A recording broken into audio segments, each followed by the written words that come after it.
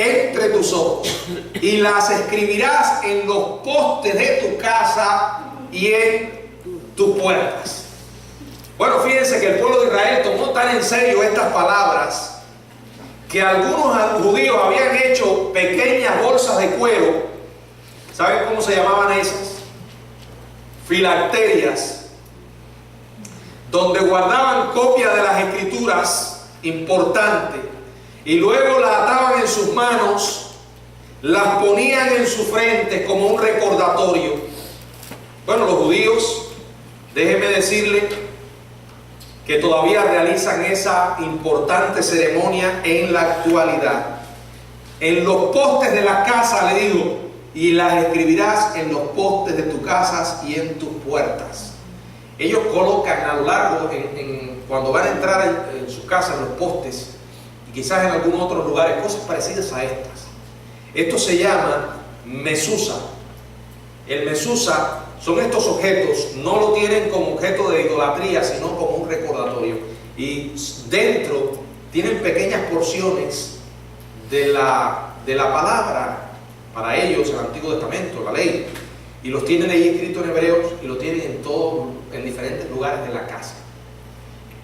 Esto me lo entregó un hermano que fue a hacer una reparación en casa de unos judíos. Y quitó y me preguntaba qué cosa era. Y esto es la mesuzá, que es un recordatorio para ellos de la palabra del Señor. Hermano, cuando usted quiere que algo no se le olvide, ¿qué hace? Bueno, lo escribe en la puerta del refrigerador, ¿verdad? Bueno, no en el refrigerador, sino pone una nota ahí, como un recordatorio.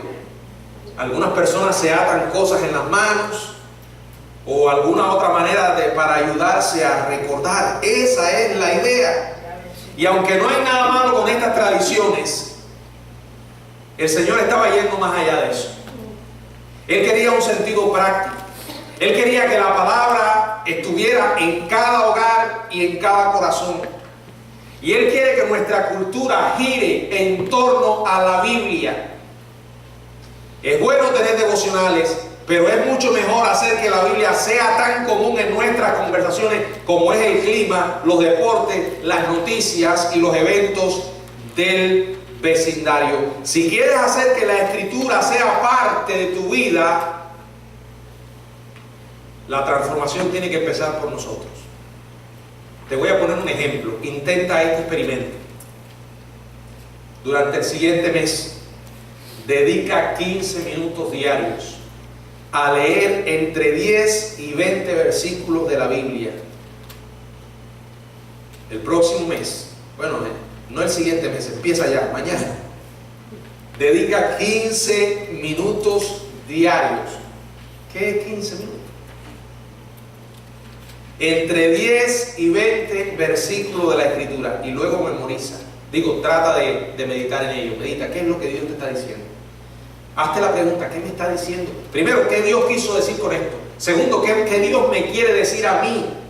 Y tercero, ¿qué debo yo hacer para ajustar mi vida a lo que Dios me está diciendo? Son tres preguntas muy sencillas, pero nos pueden ayudar a aplicar la palabra de Dios. Y un desafío más, toma de esos versículos uno, el que más fácil te sea, y hazte el propósito de aprenderlo de memoria. Voy a seguir enfatizando en eso y en algunas recomendaciones que le pueden ayudar a memorizar. Salomón reconoció el valor práctico, reconoció un factor trágico en la humanidad.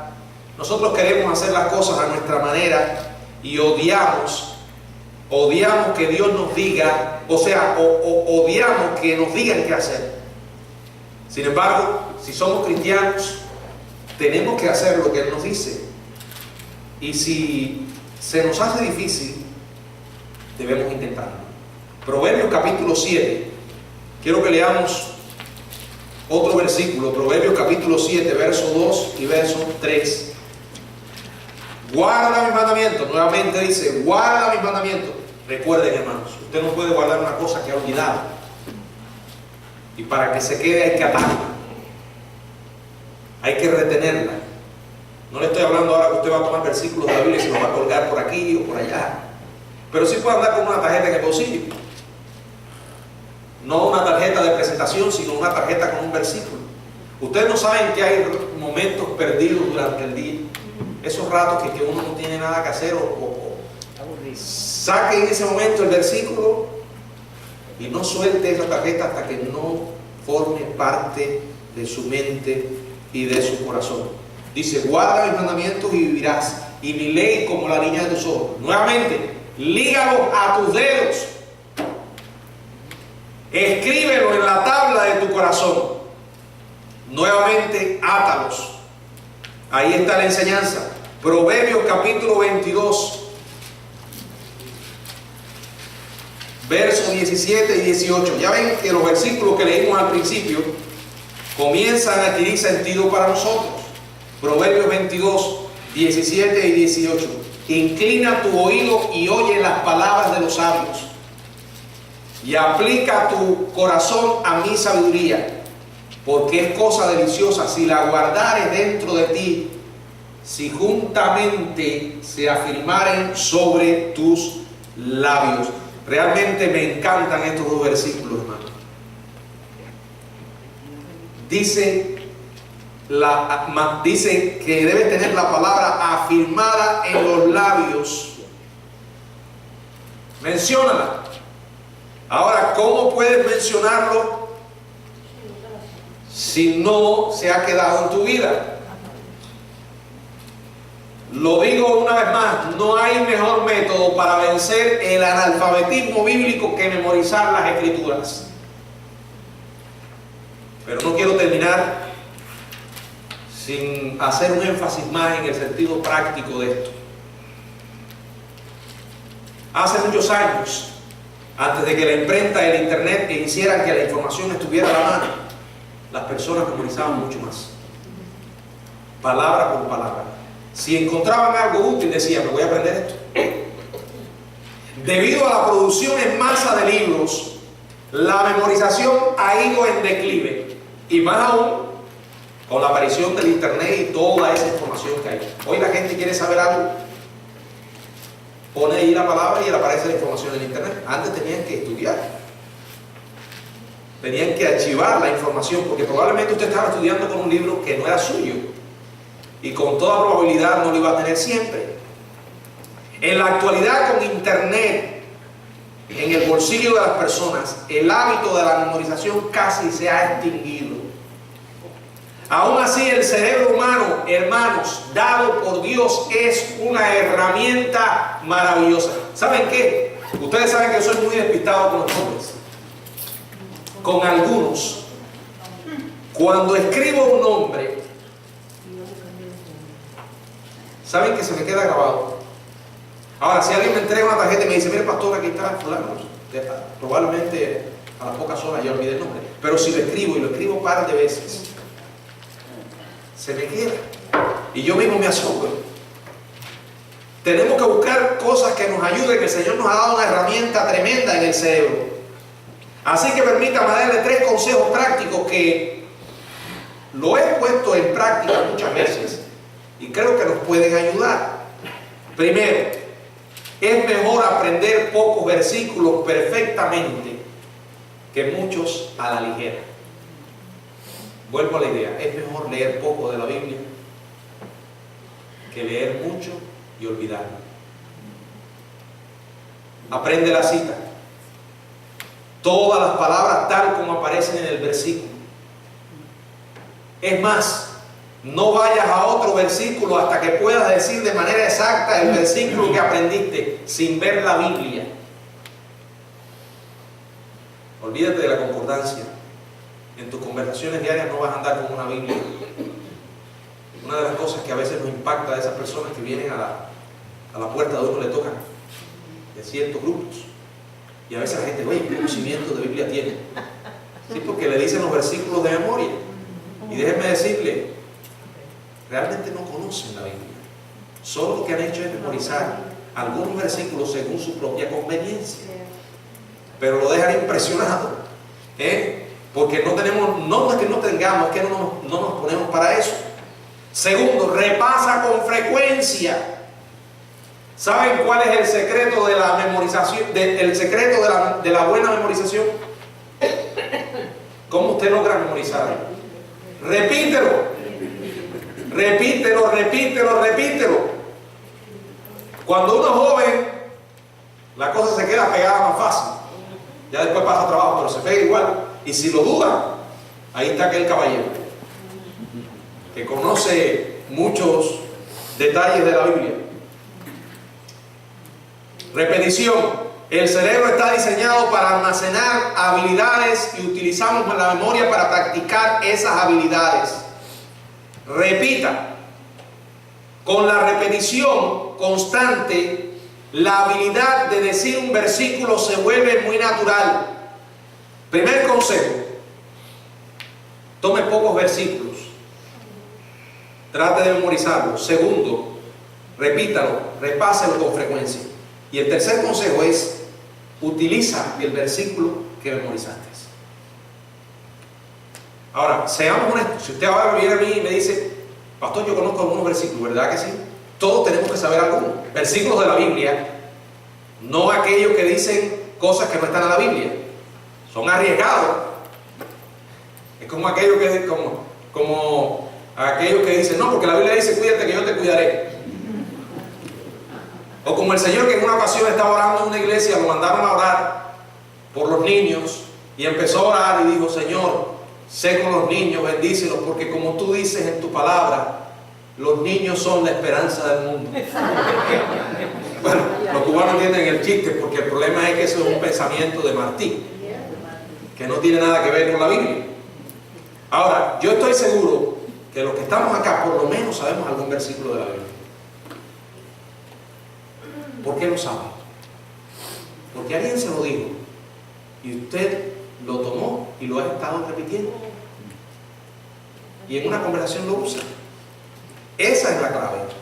El propósito de memorizar la Biblia es práctico y no académico.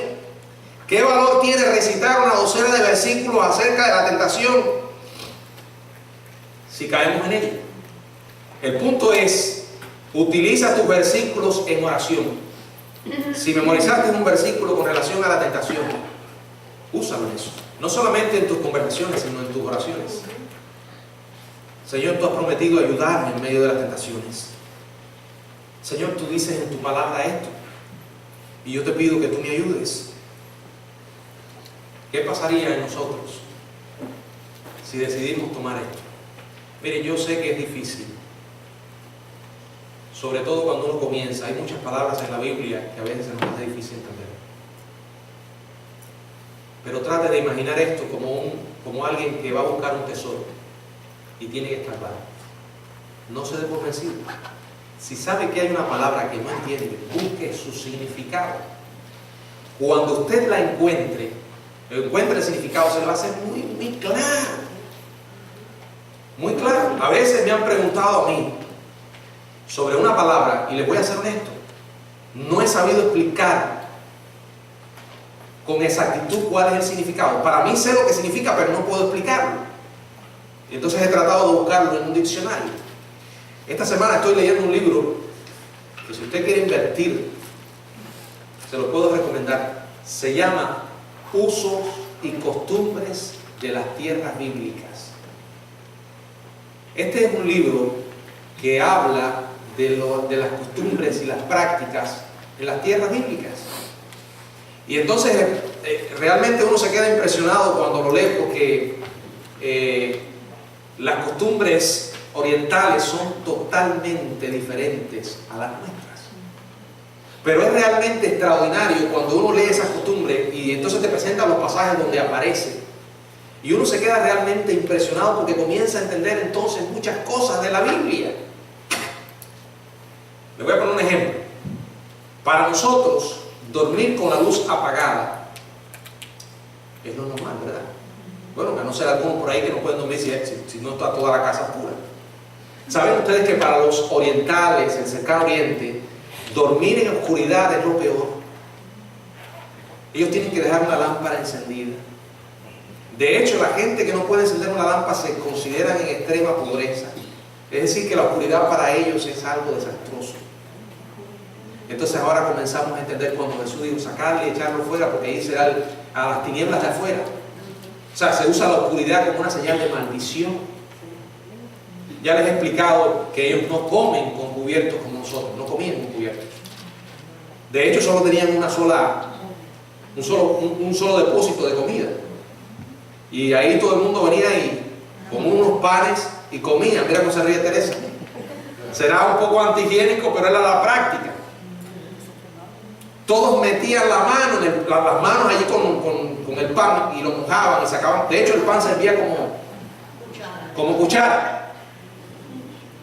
Ahora, dijo Jesús, el que mete la mano conmigo en el plato, o algo de eso, el que moja conmigo, ¿no recuerdan? Ese me va a entregar.